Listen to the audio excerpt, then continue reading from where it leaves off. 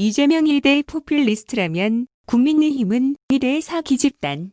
골목 상권을 장악한 유통재벌과 카드사 매출 일부를 영세 소상공인 매출로 바꿔 지역경제, 지방경제 활성화하는 지역화폐를 옹호했다고 국민의힘이 저를 1대 포퓰리스트라고 비방했습니다.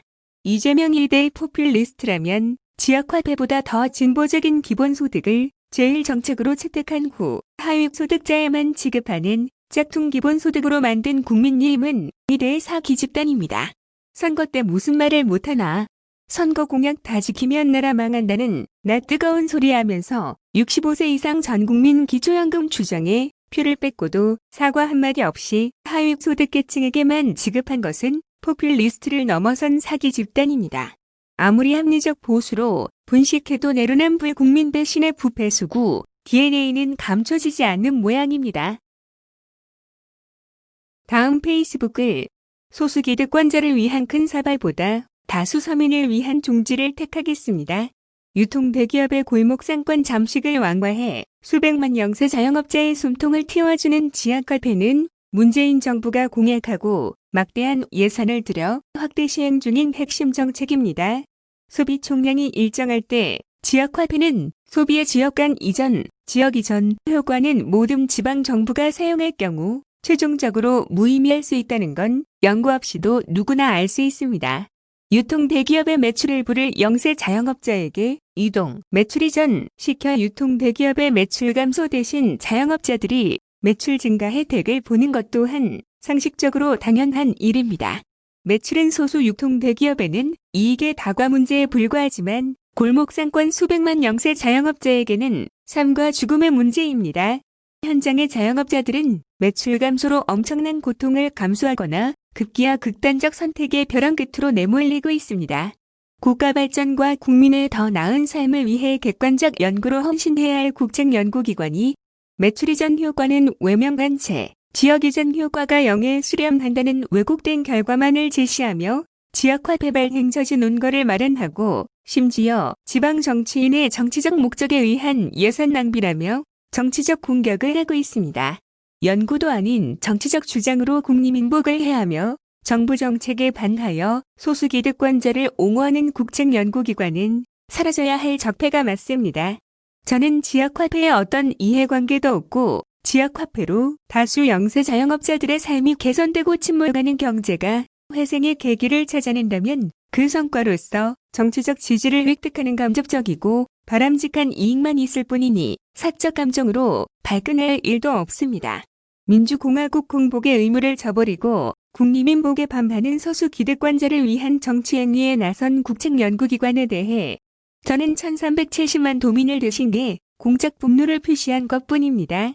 얼빠진이라는 말을 몇 번이나 지웠다가 다시 썼습니다.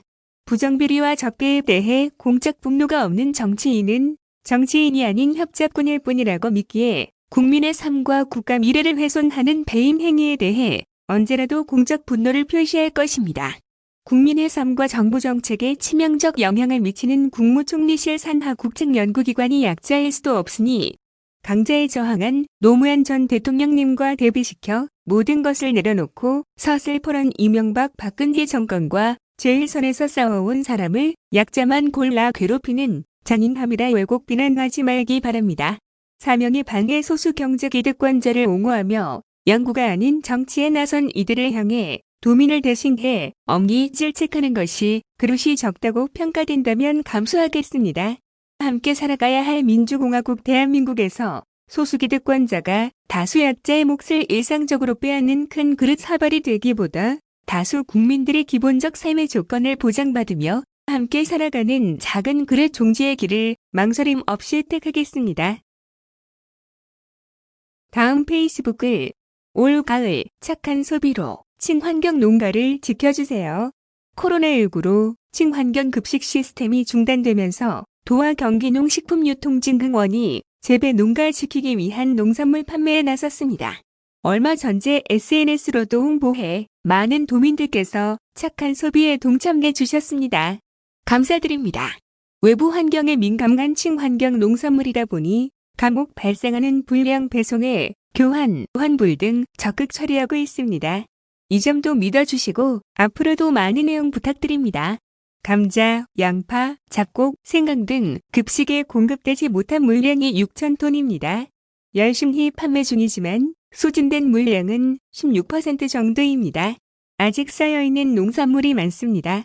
아이쿡 생협, 한살림, 두레생협연합 등 생협에서도 판매하고 있습니다만 앞으로는 더욱 쉽게 구매하실 수 있도록 직판장 확장 등 공격적으로 판매할 예정입니다.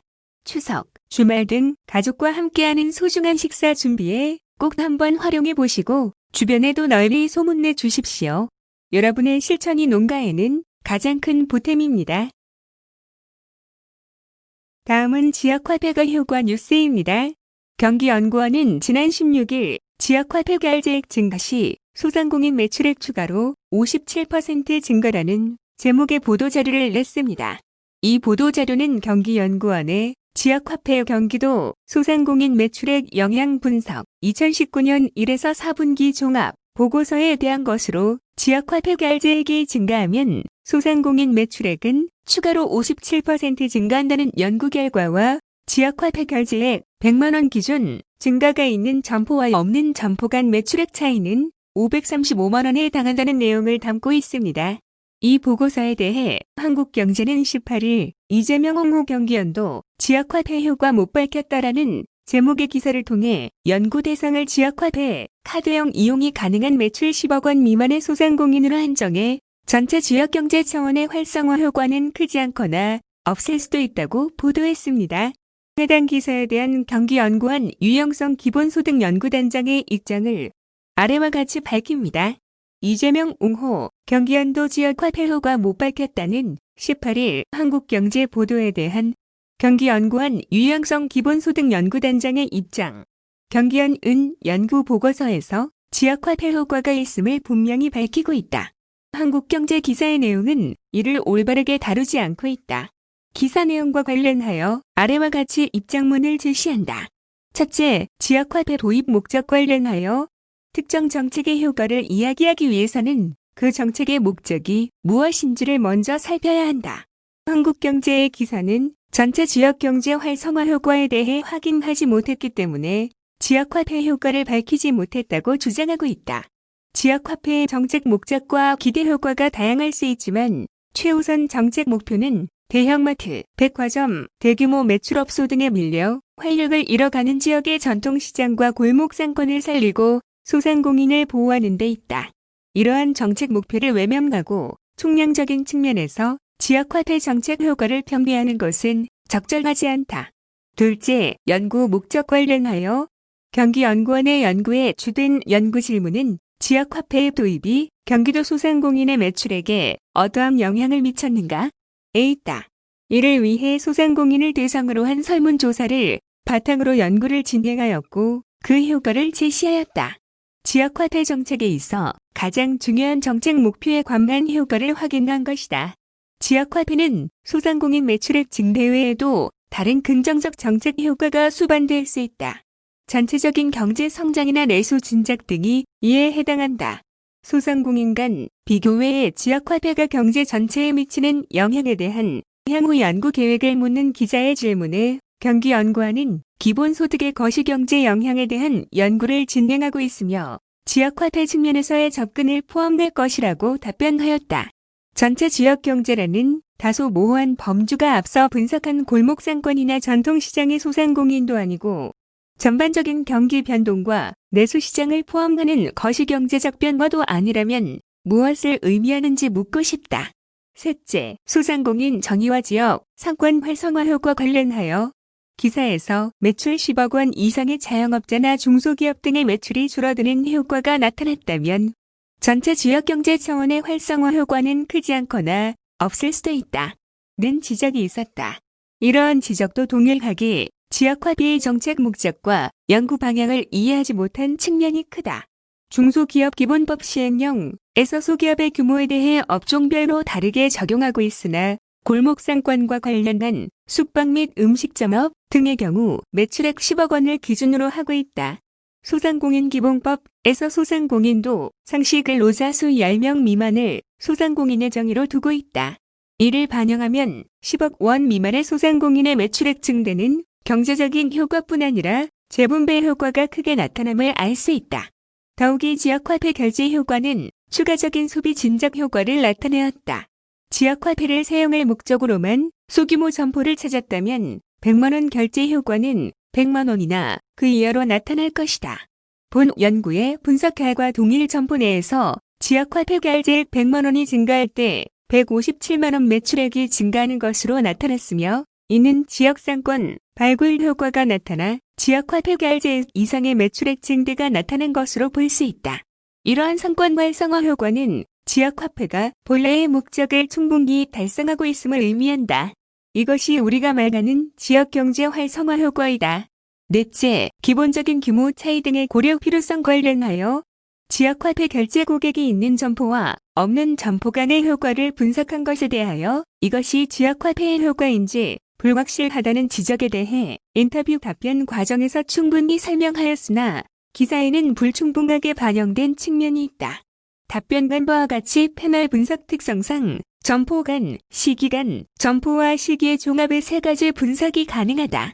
본 연구는 이 세 가지를 모두 분석하였고 보고서에 수록하여 있는 사람들로 하여금 판단할 수 있도록 제공하였다. 세 가지 모두에서 통계적으로 유의한 지역화폐 매출액 증대 효과가 나타났다는 점이 중요하다. 즉, 지역화폐의 효과가 기본적인 규모 차이라는 지적에 대해 직원수, 업종, 상권, 점포 유형, 소재 지역 등 규모 차이에 영향을 줄 수 있는 요인을 통제한 결과라는 답변과 더불어 시기간 효과가 나타난다는 점에서 단순히 기존 점포 규모나 특성에 의한 효과가 아닌 지역화폐의 효과임을 분명히 보인다는 점을 제시하였다. 다섯째, 한국조사지정연구원의 연구와 크게 다르지 않다는 지적 관련. 기사에서 한국조사지정연구원 이하조세연의 연구와 크게 다르지 않다는 지적도 존재하였고 올바른 토론이 필요하다는 지적도 존재하였다. 충분히 공감할 수 있는 부분임에도 불구하고 다음과 같은 이유로 조세연 보고서가 지닌 몇 가지 한계에 대해서 지적하는 것이 필요하다. 첫째는 지역화폐 정책의 목표에 대한 고려가 부족하다는 점이다. 지역화폐는 대형마트와의 경쟁에서 어려움을 겪고 있는 소상공인들을 지원하는 방편으로 대형마트 영업금지 등의 방식이 아닌 소비자의 선택권을 확대하는 방식의 제도 설계를 지니고 있다. 조세연의 연구는 대형마트와 소상공인 간 재분배 효과에 대한 고려나 다른 소상공인 지원 정책과의 비교 없이 경제적 효율성 관점에서 지역 경제에 부정적인 영향을 미친다고 제시하고 있다. GDP나 GRDP를 상승시키는 것만이 정책의 목적이 될 순 없다. 둘째는 지역 맥락이 충분히 반영되지 않았다는 점이다. 조세연 보고서에서 인근 궁핍화 전략이라는 단어로 인근 지역의 경제 위축 문제를 제기하였다. 이는 지역 간 격차를 반영하지 않은 한계가 있다. 서울시로의 역외 지출이 높은 경기도나 그 외 역외 지출을 경험하는 다른 지역에서도 지역화폐는 이를 막는 중요한 정책 수단이 될 수 있다. 인근 궁핍화보다는 지역 불균형 해소에 기여하는 바가 더 크다고 할 것이다. 셋째는 분석 데이터의 한계이다. 지역화폐는 2019년부터 본격적으로 도입되어 점차 확대되어 가는 추세에 있다. 조세연 보고서는 지역화폐 발행으로 인한 다양한 효과에 대해서는 실제 데이터가 아닌 이론적, 개념적으로 접근하였으며 전국 사업체 전수조사에 기초한 분석 결과 또한 2010년에서 2018년 자료를 활용하고 있다. 이는 지역화폐 이용에 대한 실증적 기반에 기초한 분석이라고 보기 어렵다. 한편 경기연구원에서는 2019년 데이터를 활용하여 지역화폐의 효과를 제시하였고 인터뷰에서 밝힌 바와 같이 거시경제적 시뮬레이션을 통해서 거시적인 효과를 분석하는 과정에 있다. 2020년 코로나 상황은 소상공인의 현실을 상당히 위축시키고 있다.